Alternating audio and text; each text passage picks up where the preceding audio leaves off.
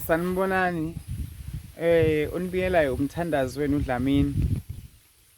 Impilo yesinye isikhathi idinga ukuthi uthule sometimes, makudinga ukuthi uthule, ukhulume if ufanele ukuthi ukhulume. Idinga ukuthi kushawe ngumoya, ube down, ube right nje, uyithulele. If unemoto or ungenamoto, uphume uhambe, ufike uhlale phansi kwesihlahla. Uyicabangele nje impilo yakho, but ungacabanga into ezimbi, just nje ukuthi ushawe ngumoya ukhululeke, because nawuhlezi ubhizi njalo nakho kuyaba ukuthi ugcine uba stressed.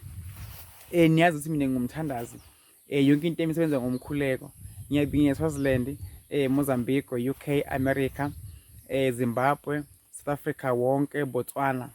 Umthandazi uDlamini nguye lo uthi ngikhanza kwethu masiphathane kahle emakhaya, nakubantu bene enizona nabo niphathane kahle, kube nekuthula, nikwazi ukubona nesicitho, kube nempilo nje emnandi, because kunabantu abahlukumezayo just because ku-relationship abangene kuyo, akujatshulwa, akuhleka. Kuyadinga ukuthi uthathe umuntu wakho niphumene ngaphandle, nimhlela nje entabeni, noma ningathenga nje even i-drink eka-20 rand namaglasi awu-2, ike nihlala nishaye ngumoya, nikwazi ukucabanga kahle about i-future yenu. Ungayijahi imali, step by step. Yes, ngiya-understand ukuthi vele la ukhona khona ekhaya njengamanje akho shibo, akho kudla, akho in, but masibiyeni kuphi emuva emasisweni ku-culture yethu, ngendlela esikhuliswa komkhulu bethu. Njengoba ngilapha nje, ayikho into eyonakele, just nje ukuthi ngithathe imoto, ngaphuma ngahamba, ngenza le ndawo engikuyo njengamanje. Ngizocabanga, ngizobuka nje ihlahla, ngizocabanga, ayi ngicabanga mhlawumbe ngiphatheke kabi or angikajabuli emoyeni. No, ngi-right, just nje ngifuna ukuke ngibone ukuthi impilo ehlahla ikanjani. Kuyadinga ukuphuma ebantwini abaningi. Umsindo ukuconfuse kakhulu, nekubuka abantu kakhulu kuyaconfuse. Kuyadinga ukuthi ube nesikhathi sokuthi nje ushaye ngumoya, ube right nje. Njengoba nibona nje lapha kunamsindo, angikho elokishini, akuna in, mhlawumbe ngaba ney'nkomo ke, mhlawumbe ney'nyoni ey'khalayo nemifula kuphela, uyabo.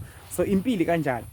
So uma impilo soyiqova kwizinto eziningi, istress somsebenzi, inkinga ku-relationship, ekhaya kini awudli lutho, awunamali, uyabona iyacabacoveka. Yes, noma kunjalo, but nje-ke ngizama ukuthi umoya ubeke phansi. Mina njengomthandazi uDlamini ngithumelele i-SMS yakho ku-071 5292 117 073 1044 262. Ngizokukhulekisa ngikubeke enkosini. Namhla isonto, namhlanje kuseni ngizoya enkonzweni, but ngicela ukuthi ngizone ngishaye ngumoya ngaphandle bese ngibuyela emuva. Ngimuntu osebenza ngabantu, so ikhanda lami lihlezi liduma kakhulu, funa ngihlele abantu iy'nkinga zakhona, ngibatshele izinto futhi eziyiciniso, ngingakhulumi futhi amanga, ngibakhulekele. Kunzima kakhulu ngenza kwethu, so into zami zonke zihamba ngomkhuleko.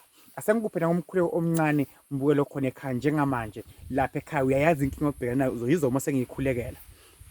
uNkulunkulu Jehova namandla, uNkulunkulu aphakade mongcwele, ngikhulela umbukelo khona ekhaya, ufuna umsebenzi, unenkinga yesibeletho, ongatholi ingane, ophethwe ikhanda elingaphele, ukubuhlunga amehlo, abuhlunga amahlombe akhe, isithunywa sakhe savalwa, abeboniswa kwasebamvala ini isithunywa sakhe. Jehova namandla, uNkulunkulu ongcwele esemazulwini, ngiyakhuleka Jehova, umoya omngcwele bamrepa, balala naye uNkulunkulu aphakade bamrepa, uNkulunkulu aphakade. Ngiyamkhulekisa mongcwele Jehova namandla, ngeze inhliziyo yakhe, uNkulunkulu aphakade. Omunye ufuna umsebenzi akawutholi, Jehova namandla, uNkulunkulu wamsomandla. Omunye ku-relationship bamkhokhile, sashadile, sathi wakho umuzi kwaphela. Omunye ushole indoda yakhe baceda ukushada, omunye ushole inkosikazi wakhe baceda ukushada. uNkulunkulu aphakade. Omunye uthi mongcwele ulungisela imali yokushada, elahleka imali. Jehova namandla, ubuyisa umbukelo khona ekhaya. Ngiyabakhulekisa bonke bongcwele abakhona emakhaya. Umkhuleko wami mongcwele umahala Jehova namandla, uNkulunkulu wasemazulwini. Isiphiwo owangipha sona ngiyosebenza ngaso futhi ngisona siyangiphilisa Jehova namandla, ngikhona ukuphila umhlaba kusavuma isikhathi. uNkulunkulu aphakade, as long ngisaphila mongcwele lapha emhlabeni, ngiyawugcina umsebenzi ongithumele wona. Uma ngenza ubugebengu kube ukuthi benziwa yimi ubugebengu, Jehova namandla egameni leJesu Kristu phakade. Haleluya. Mbukelo khona ekhaya, uma ngenza ubugebengu ngizenzela mina, ngithunywa nguNkulunkulu. Nanginokho abantu iy'mali, akusiyo uNkulunkulu, ngimi ngithanda ini izinga nekufuna izinto. Mbukelo khona ekhaya, ngiyakucela mina umsebenzi ngaphiwa wona uthandzela abantu, ngibahlolele, ngibatshele inkinga zabo. Mase ngifuna iy'mali, ngithi umkhuleko uyimali, faka imali, sengiyakunokha ngenza ubugebengu, akuhambi kanjalo. Into eyimali umsebenzi wami, iwasho, ukuhlola, ukuthi ngikusize ukuthi ungaphumi kanjani inkinga yakho, because angisasebenzi. Ngayekela la bengithi ngizama khona emasotsheni, uba udokotela, yonke indawo. uNkulunkulu aphakade, babona bakhona emakhaya, ngicela sithembele uNkulunkulu nasedlozini, izinto zizawuhamba kahle, singabi confused. Mina ngingumthandazi wakho, asibambisane sicoce, kuzawulunga. Comment lapha uthi mthandazi Dlamini, ngiyayithanda i-channel yakho, ngiyawuthanda umsebenzi wakho, nawe futhi ngiyakuthanda umthandazi wami. ngithanda ngothando lukaNkulunkulu. Nami ngibukele khona ekhaya ngiyakuthanda.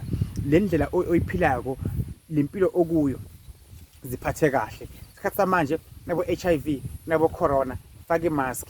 Yonke into oyenzako uzicoce, ungasho ukuthi inganibani uyajiva kodwa bamgwazi, inganibani egijimisa imoto kodwa imoto ayimwisi, inganibani ekhaya badla kahle everyday badla inyama. Imizi ayifanani, asiphiwanga ngokufana. Leyo mali yakho oyitholako ibeke ebhenki, ibeke uthenge impahla oyi-affordako, ungafuni ukwenzela abantu. Inkosi ibusise khona ekhaya.